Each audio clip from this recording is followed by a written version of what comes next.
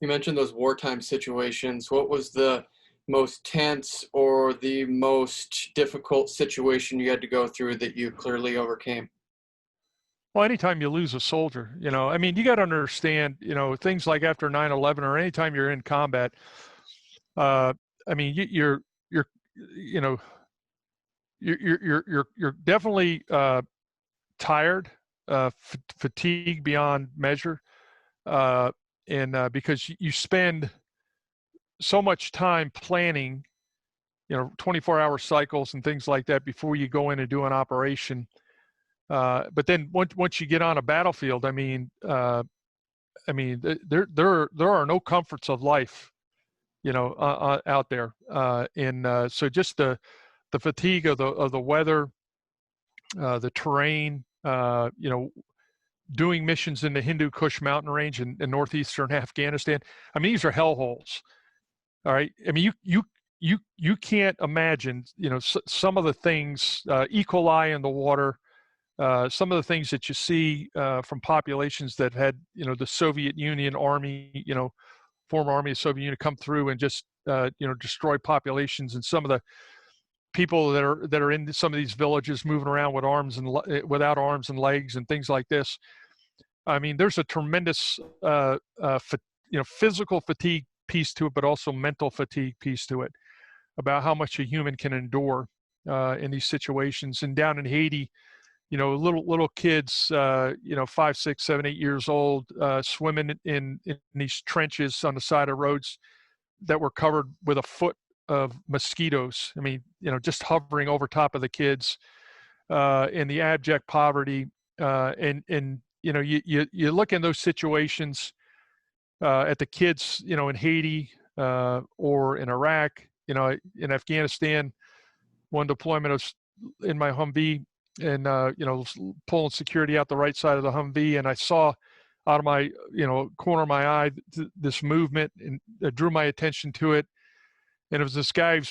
He looked like he was 60 years old, probably, best guess, maybe he was probably 40, but he had a beard that was about 18 inches long, covered with dirt, tattered brown garment, and he had 2 blocks in his hands, and he was moving himself along on these 2 blocks. He had both legs blown off, and I made eye contact with him, and I'm here to tell you, I saw his soul, and it's something that's indelibly etched in my mind. I'll never get rid of it. And it was at that moment, and I said, surely we have to be better than this. We have to be better than this as the human race, to have this guy doing what he's doing.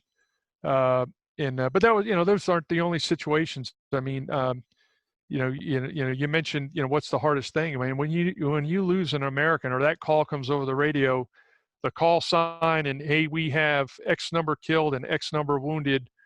I mean, those are the things those are real Americans who are serving their country and either just paid the ultimate price, or have a lifetime that is going to be so heavy on them and their family, and they're by and large going to go through it by themselves.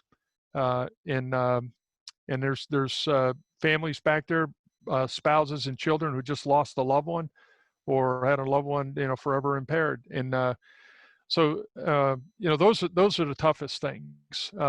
And again, you really can't adequately prepare yourself for something like that. You do the best you can. That's all I tell you, is you do the best you can. You at the right time, you come together and you celebrate who they are. I mean, they're pretty powerful people to put themselves in a position to have that happen to them.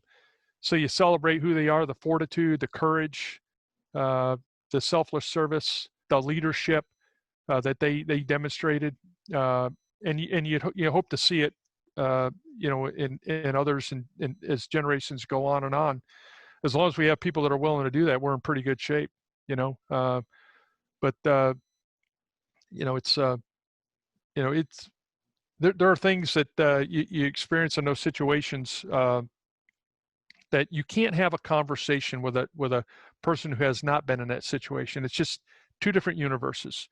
And so, and you just you take those experiences, and you move on in your life, and you're forever grateful.